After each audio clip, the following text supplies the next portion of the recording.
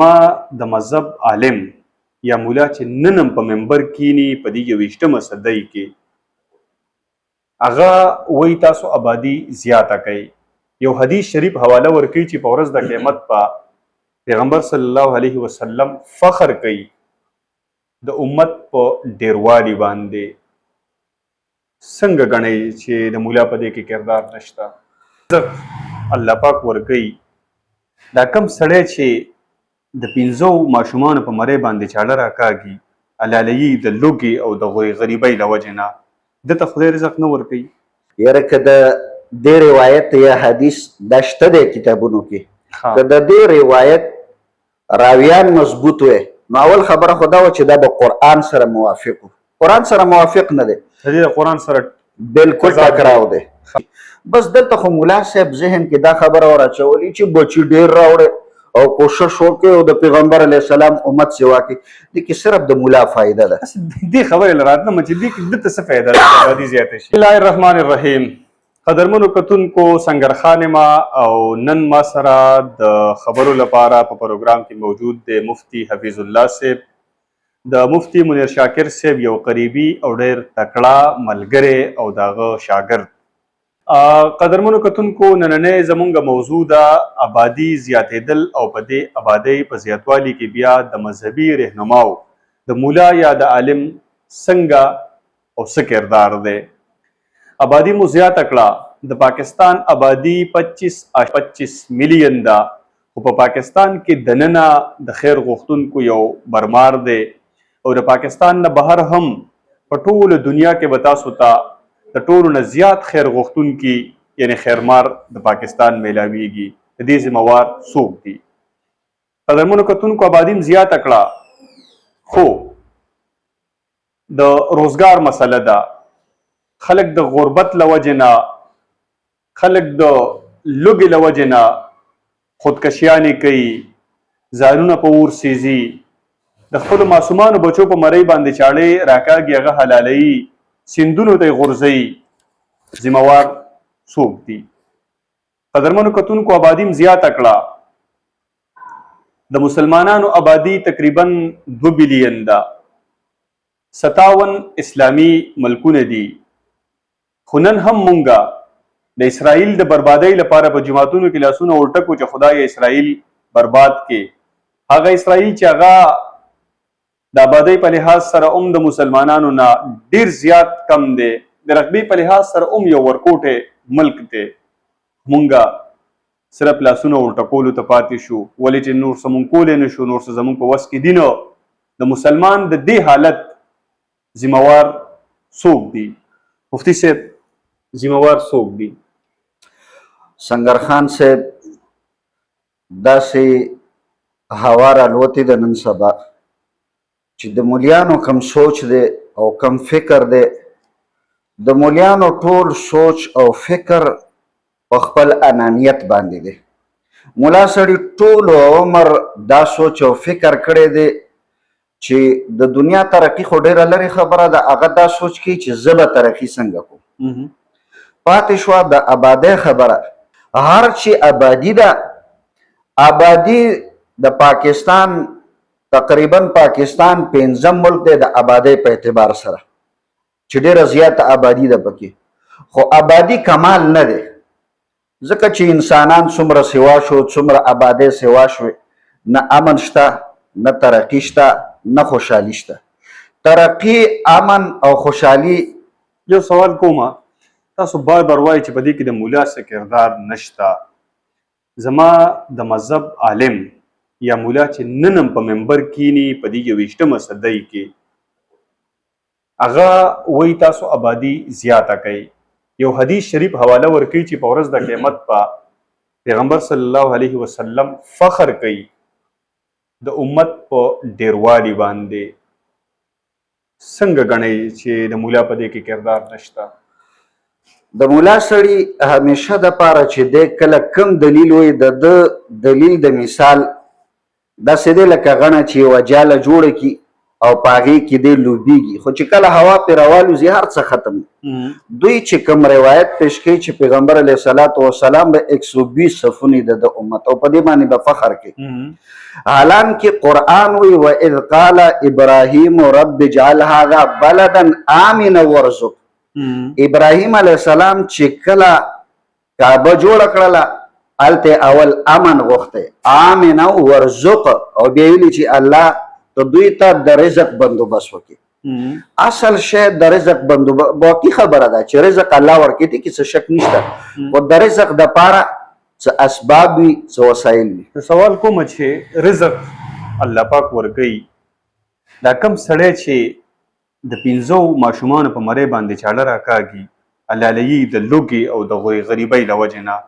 دته خدای رزق نه ورکوي دا کم سړی چې د څلورو پنځو بچو سره نیر ته بچي غورځوي سیند ته غورځوي د غریبۍ له وجې نه په خپل مرۍ کې پړی چې ځان پکې پسې ځوړندوي یا داسې ځان سیزي په اور باندې د صرف او صرف د لوږې نه د نجات ته حاصلولو لپاره د هغه سره دغه ذریعه پاتې ده د سره خدای د رزق وعده نه ده کړې بنیادي وجه دا ده سنگر خان صاحب الله د رزق وعده کړې ده لکه څرنګه قرآن کې چې الله وی والله خیر الرازقین خو د دې دا مقصد نه دی چې ملا صاحب ته جومات کې کینه بس صرف الوا خوره د دې دپاره به ته منډې ترړې وایي دا نه دی چې صرف آبادي سیوا شو آبادي خو ښه سیوا ده پاکستان ګورې ورځ په ورځ آبادي سیوا ده روډونه سیوا دي هر څه سیوا دي خو خلک د ولږو مري ولې مري موږ سره د خپلې آبادۍ غم دی د غریب غم موږ سره نشته دی نو چې تا سره د غریب غم نشته ته یو غاټه مدرسه په کروڑونو باندې جوړوي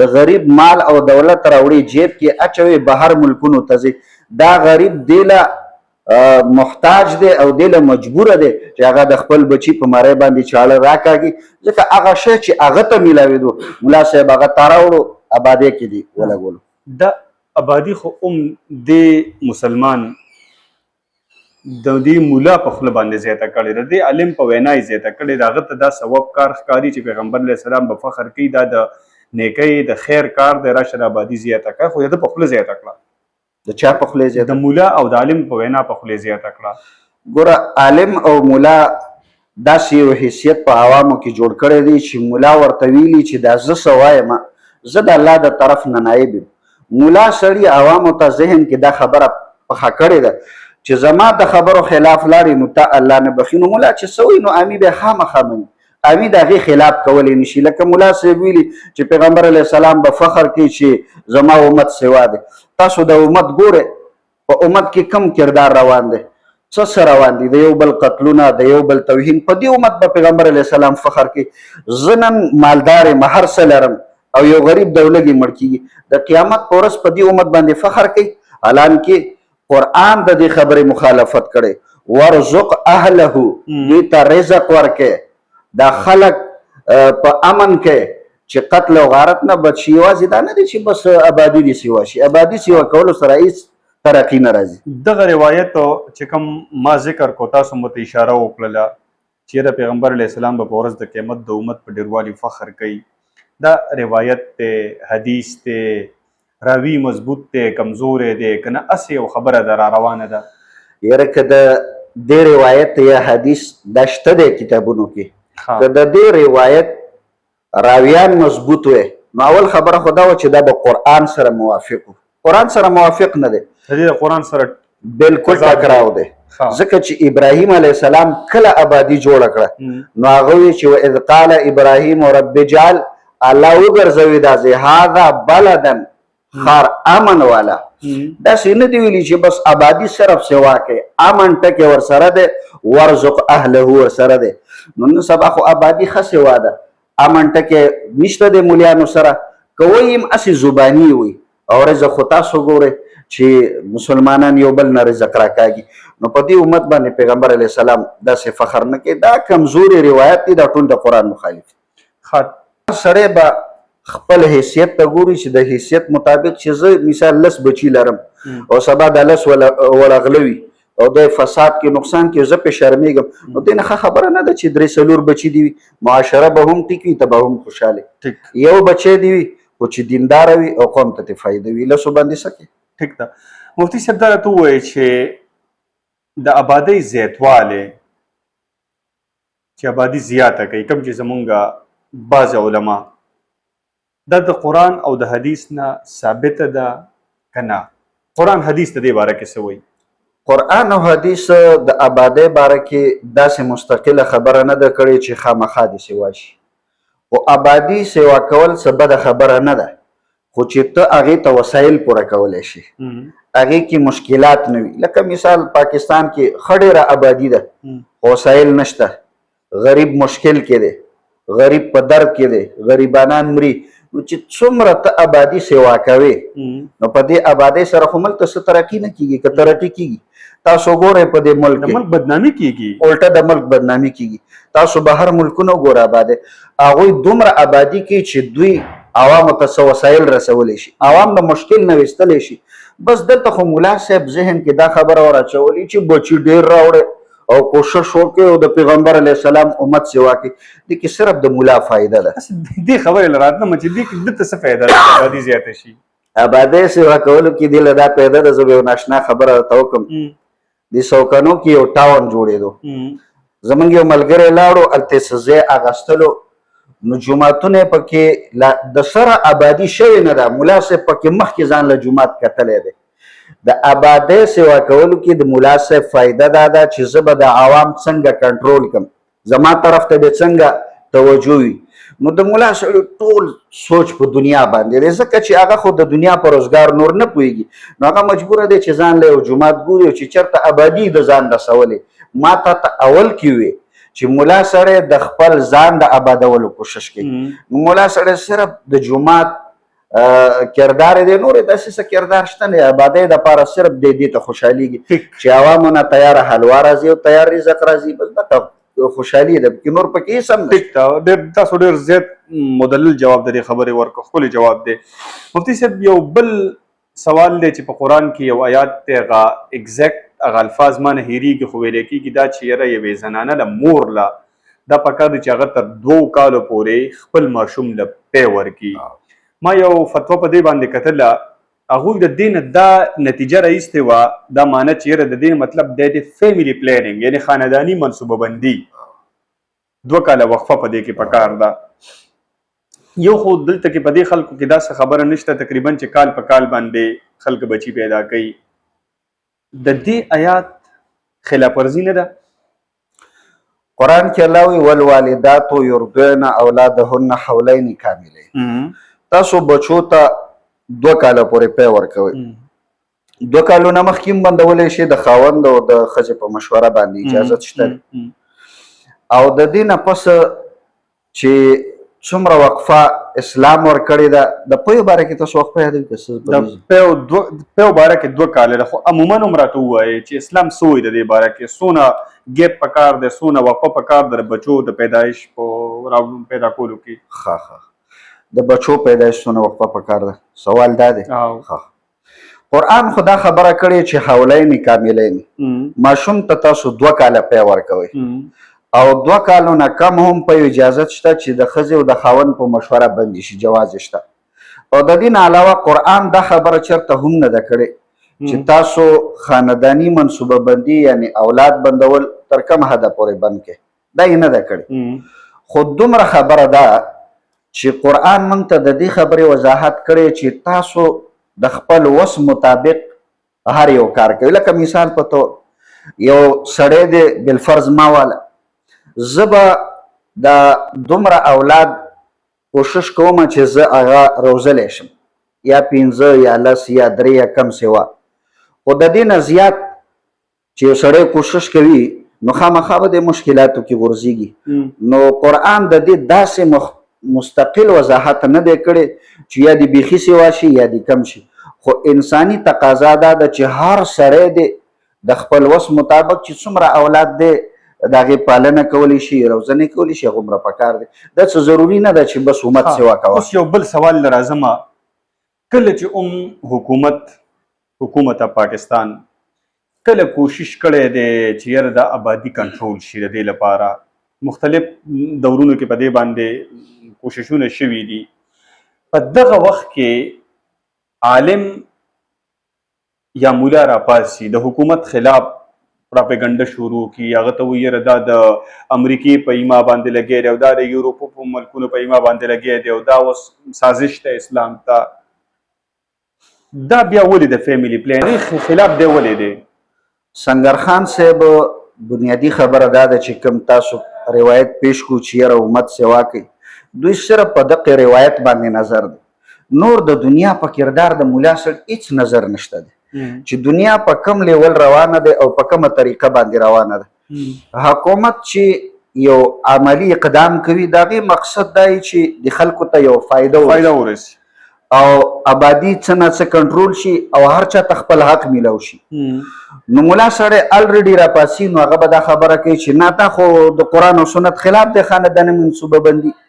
الان کې زه د دې خبرې سره هم داسې اتفاق نه کوم چې یاره خامخا دې بچي بند شي، دا هم څه ضروري خبره نه ده، خو دومره خبره ده چې د دنیا رول ته کتل پکار دی، د دنیا مشکلاتو ته کتل. که په مشوره باندې داسې یو کار وشي چې یاره خانداني منصوبه بندي تر یو حده پورې کنټرول شي د انسانیت د خیرخواهۍ دپاره، دا به څه دومره د قباحت خبره نه وي. مولا له هم پکار دی چې په دې باندې حکومت سره کینی او میټینګ وکړي. دا ګوره هره خبره کې مولا او حکومت کینی او په دې کې نه. مفتي صاحب اخري سوال ته راځم. د اسرائیل یو ورکوټی ملک دی، آبادي زمونږ نه تقریبا چې 9.7 دومره میلیون آبادي ده، ډېر ورکوټی ملک دی. رقبې په لحاظ سره همداسې دي چې د نور ملکونو نه راشړلی شوي وو، پې رالل دغه ځای کې په مزه مزه به ځان له یو ریاست جوړ کو. زمونږ مسلمانانو 57 یعنې 3.8 ملکونه دي، د 2 بلین نه آبادي اوړېدلې ده، ډېر غټ غټ وسایل دي. مونږ نن دې ته کېناستو چې په جومات کې زما مولا صاحب او زما مقتدیان لاس اوچت کړي چې خدای اسرائیل تباه کړي،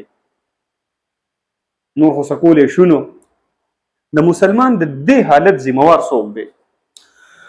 د مولیانو د مسلمانانو د دې حالت ذمه داره د ساينس او ټکنالوژي نه دا چا لرې وساتل؟ سوال زما دا دی. د عوامو او د عوامو ذمه داری د مولیان نن سبا چې عوام لري دي د هغې ذموار مولا صاحب دی.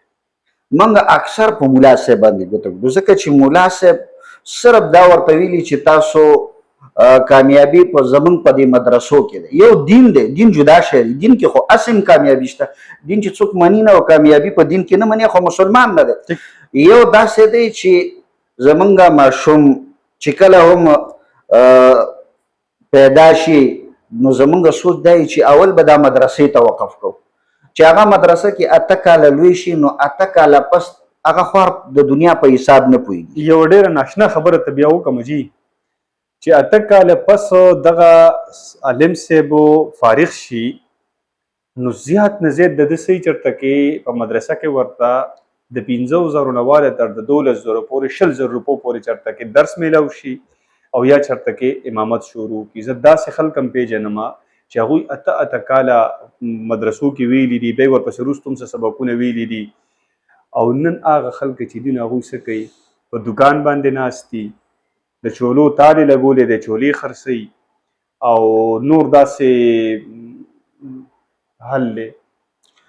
همدغه وجه ده که نه چې یو ماشوم 8 کاله تیر کړي په مدرسه کې، هغه ضربه یضربو زده کوي یا نور کتابونه زده کوي، نو 8 کاله چې په ده باندې تیر شو نو د ده عمر لاړو ختم شو.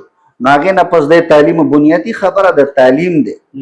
اصل شی چې کله هم کوم عالم تعلیم کړی وي او تعلیم یافته وي او بیا د هغې نه پس علم وکړي، د هغې امت ته ډېر خیر وي، د هغه یو سوچ وي، د هغه یو ذهن هم کلاوي، په هره یوه خبره باندې پوهېږي.